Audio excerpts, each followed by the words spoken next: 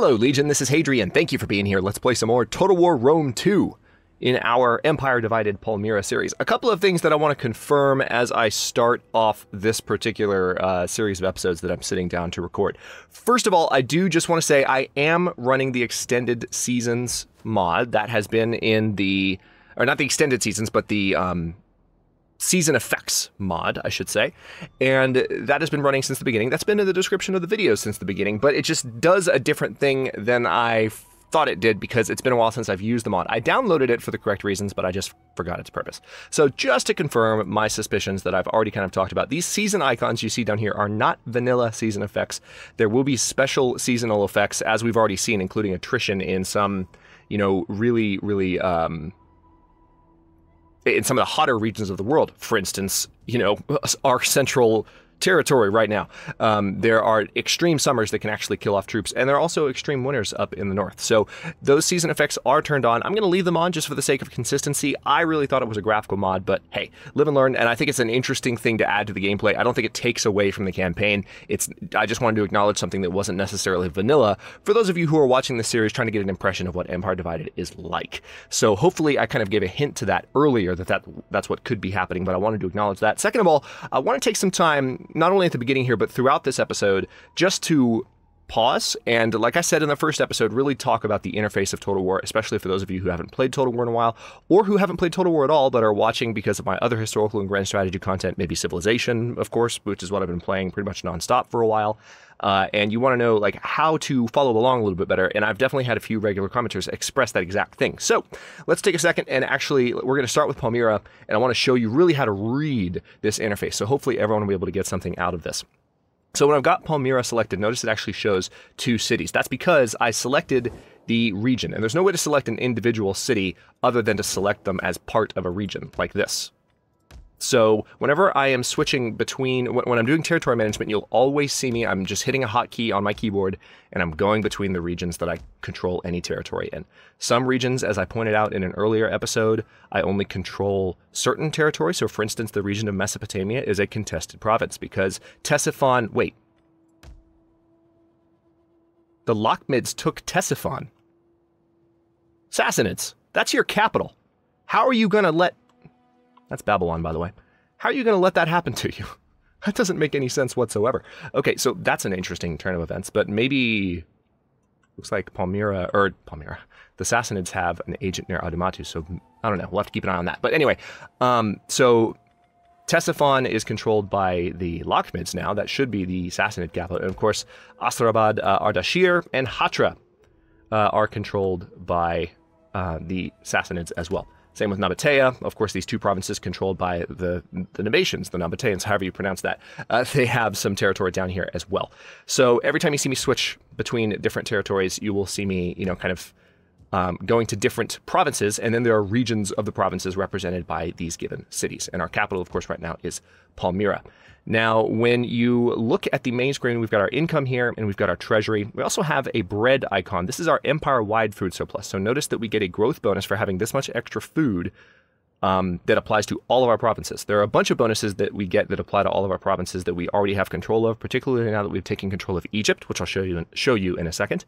It's also Spring of 272 AD, which, thanks to the mod we're using, gives us certain bonuses, and it's per region too. So different regions can have different effects, but Palmyra is, for example, having an early spring, so there's extra public order, extra growth, and extra morale for all units, as well as extra wealth from agriculture, which is kind of cool.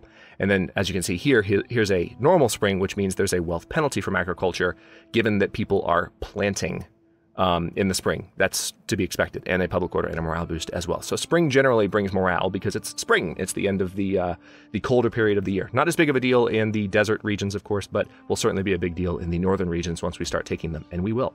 So I mentioned wonders. In Alexandria, we now control the necropolis of Giza, which is the pyramids, basically. And that gives us -5 construction cost and +5 wealth from culture faction-wide. In one of the more recent Rome 2 patches, they added the ability for you to basically capture the wonders of the world, and as a result, you get bonuses across your entire faction for controlling them. We also have the Pharos, the lighthouse of Alexandria. So we have extra line of sight for all fleets, and then 15% wealth from maritime commerce faction-wide.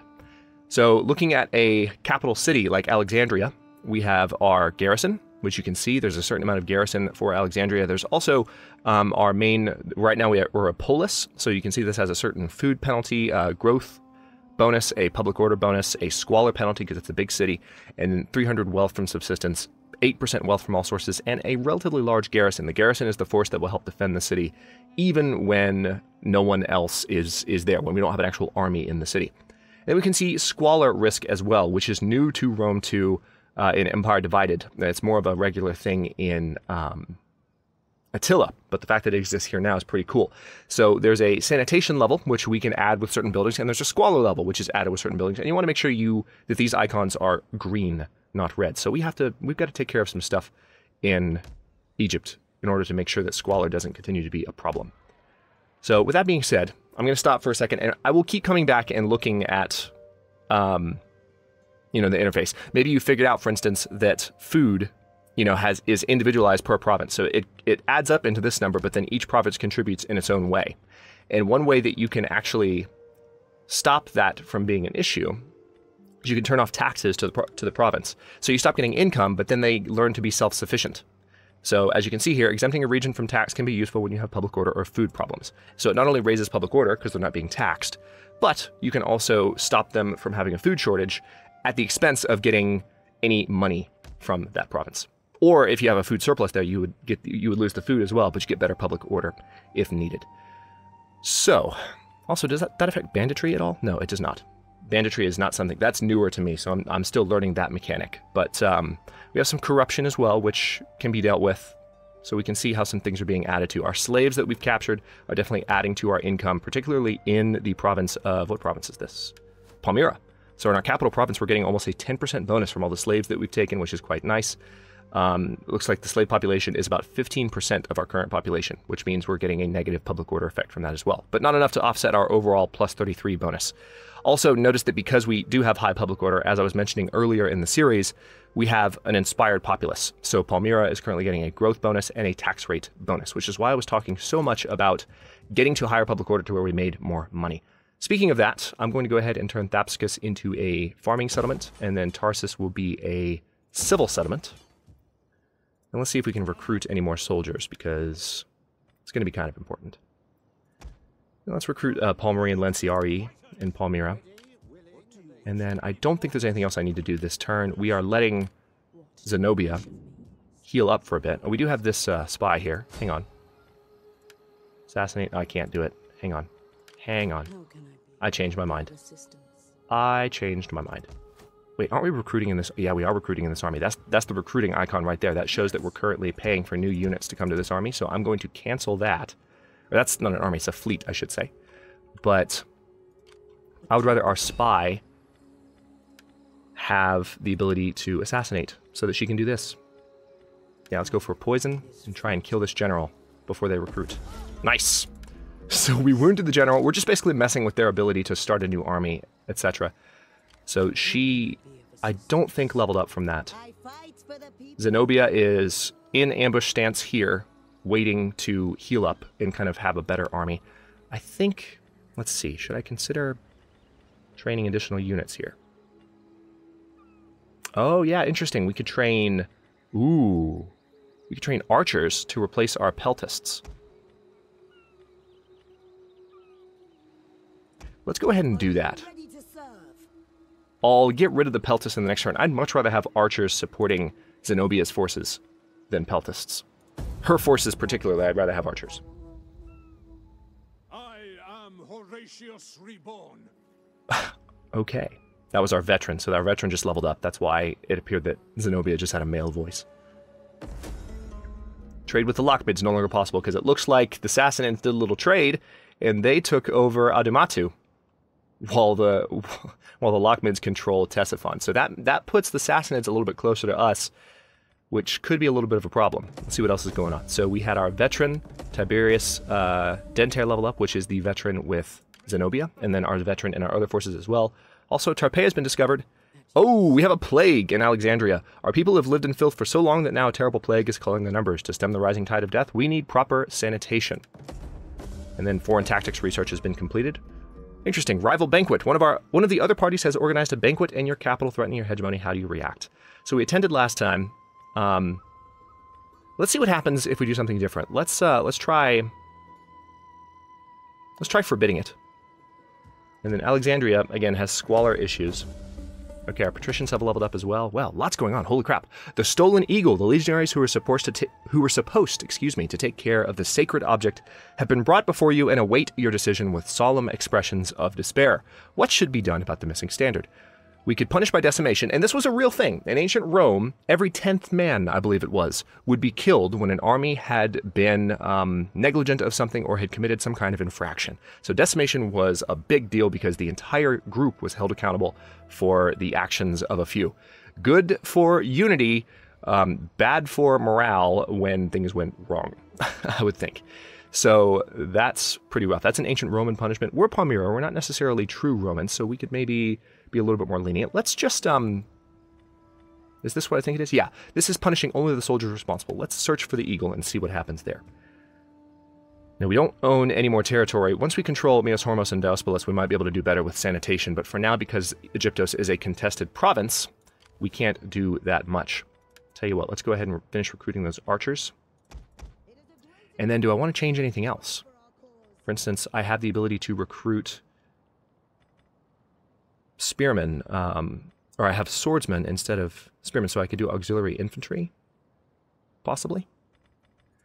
Tell you what, well, I was going to go ahead and disband these. I wish I could break these off into a different unit. But I don't believe I can.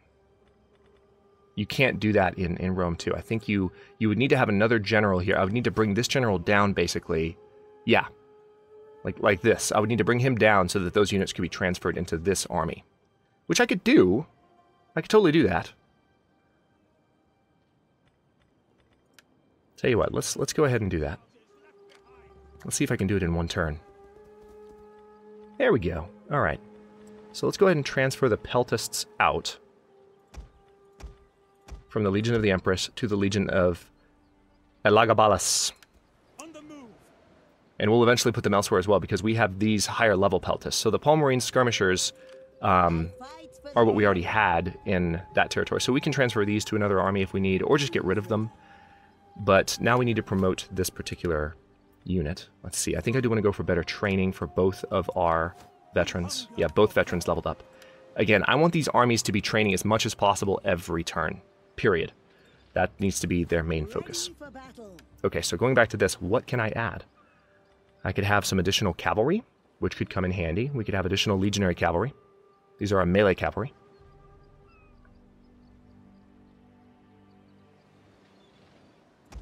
And then we could have, on top of that, let me guess, I can't do any more. Oh no, I can do more recruiting this turn. So what would I do? I could do a couple of auxiliary infantry, or I could do Palmyrene cohorts. Not quite the same as... Oh yes, I could do more Palmyrene cohorts. Finally, I can recruit more of those. Nice. So I have 6 of them right now. Do I want 8? The thing on Palmyrene cohorts, though, is that they're expensive to maintain. So it might be more worthwhile simply to have more archers. Let's do that. And I'm not going to do any double recruiting, so we'll leave that aside. Okay, now I can't do any more recruiting here, I don't think. Oh, yes I can. So let's do one more Lanciarii. Actually, no, let's not, because I want to make sure there's enough money for that spy down here to continue to mess with that general, who has shown up again, of course. Assassinate. Poison. Failed! Tarpeia, I expect better of you. That's a shame. Alright, so Tarpeia failed. Which means that general's not going to have an easier time. We might have to ambush them again before we actually take that capital. That's annoying. Alright, Lanciarii, I can still train. Very good. Our patrician has leveled up here, so I think... Let's see, what can we do that would help with this area?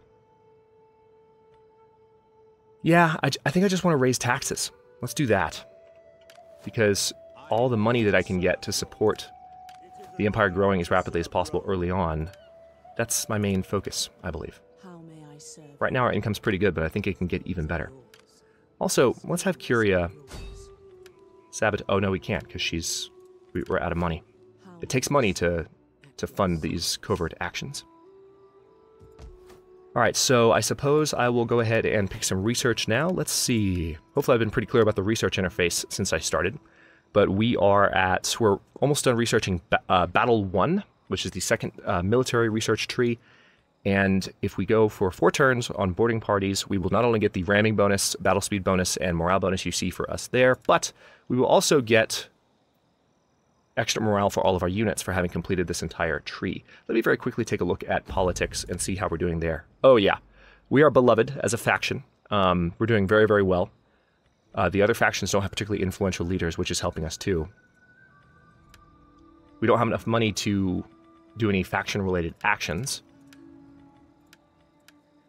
And because our generals have not been involved in any battles, there hasn't been anything else to do there either. So, I mean, there's a couple of different things I could do here. I could bring both of my armies in to make sure we decisively defeat Egypt and leave this territory undefended.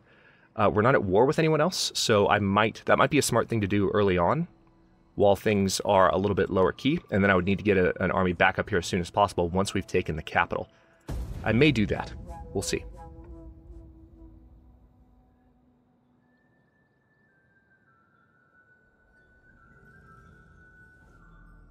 Ah, check this out. That's a big payment, too. Will you not pass within? So we lost a trade deal in the beginning of the episode with the Lochmids because, well, not in the beginning, but when they took control of this territory. Because, you know, well, the Lochmids didn't. When the Sassanids took control of their territory, the Lochmids took control of their capital, which is nice, but we can't trade with them anymore. So now, these guys are over here on our new border. Granted, they're also this tiny little one province, or actually one region. This is a province. This is a region. There are one region, one city. You can only have one-to-one ratio there. A region and a city. They're the same thing, technically. They're a one city, one region, or faction. And they are willing to give a lot of money, though, for this trade deal. So I'll go ahead and take it and improve not only our coffers, but our income. Oh, ships at the port, this is the outcome of our situation there. The animals turned out to be highly sought-after possessions that have boosted commerce. Unfortunately, they've also turned out to be infected with disease, which has spread throughout the populace. The health of the local populace has suffered as a result. So these guys are having some issues. There's a plague, which is going to be going for a while. And yeah, we really need to control more of this province in order for things to be better. Thankfully, it seems like public order is still stable, despite everything.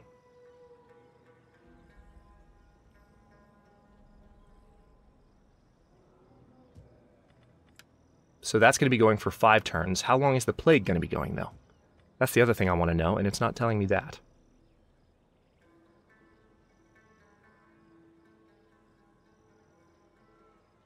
Pestilence. We are doomed. One by one, our men succumb to a foul disease. The corpses are piling up, and the foul stench is everywhere. So we are making over 3,000 gold per turn now, which is quite nice. Is it time to raise another army? It might be. It might be indeed. Let's go ahead and raise a new... Yeah, we don't actually have... Hang on. Hire statesman. Yeah, crap. If we hired a new army, we would need to hire probably from the Greek families because well, yeah, see, this admiral, our admiral in Salamis is a member of the Greek families, but I don't want too much influence to go his way in battle in the future. So maybe there's different ways I could... Here's what I'm thinking. The Latin families don't have any generals in the field. Having generals in the field winning battles, and we will be controlling the generals in the field. They won't be controlled by anyone else. I will control them, but the general will be of another house. So I have to be careful which battles I win with them, because that will grant that faction influence. So there's already an admiral in the field for the Greek families, even though they don't have any statesmen. So my typical approach would be, well, there's already a number of influential people. There's 2 influential people for the Latin families, so let's go ahead and get a general from the Greek families. But the Latin families don't have any generals at all. So if you're looking at just generals as influence creating, but see, statesmen are passively influence creating. So also there's this.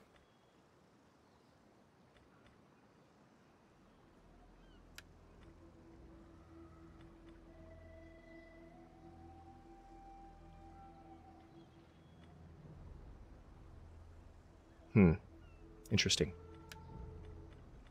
You can help with public order, and then diplomat-wise, oh yeah, this definitely helps with relations.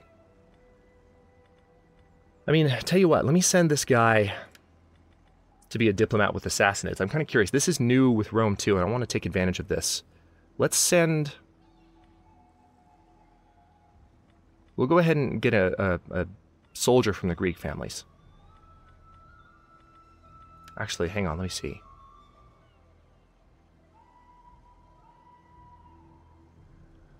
The Greek families like to be diplomats as well. Yeah, the Latin families will not be pleased at all if I make treaties with the Sassanids, but I really just want to raise our relations with the Sassanids. So let's send Timagenes. This is the leader, I think, of the Latin families. Yeah. So let's go ahead and send him as a diplomat to the Sassanids to improve our relations. And yes, you can assassinate your own people. There are sometimes reasons for that. Okay. You can also adopt, as you can see here, you can adopt people when there's more than one faction member into your family. You can't adopt the leader, but you can adopt... You can't adopt the leader, but you can adopt the faction members. So let's go ahead and raise a new general from the Greek families.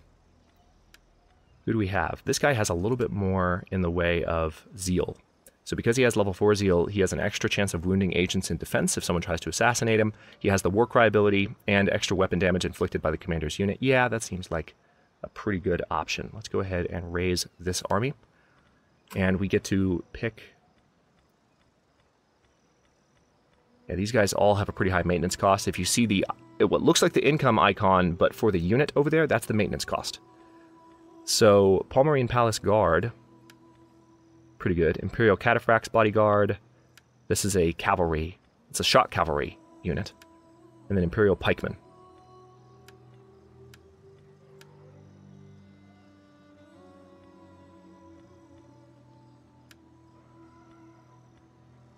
Let's do the Imperial Palace Guard. Let's just go straight up that way. And then we could go ahead and recruit right now if I wanted to. It would significantly impact our income if we went ahead and made too big of a force here. So what I might do is just have kind of a secondary force to help defend Alexandria in case there are any Roman shenanigans. Let's see. Palmyrene cohorts would be nice, but so would Egyptian infantry. These are spearmen. Are you ready to serve Rome? So you can see from their icon, you know, that there are a certain type of infantry based on... If you look over there, you can see the spears, and then in this case we see that this is a melee unit. So spearmen are going to be good against cavalry. Melee are going to be good just in basic defense. I mean, Palmyrene spearmen have a melee attack as well, but as you can see, they have certain bonuses versus large units. We're not necessarily going to be dealing with large units, though, so let's go ahead and just do some Egyptian auxiliary here, as well as some Egyptian auxiliary archers.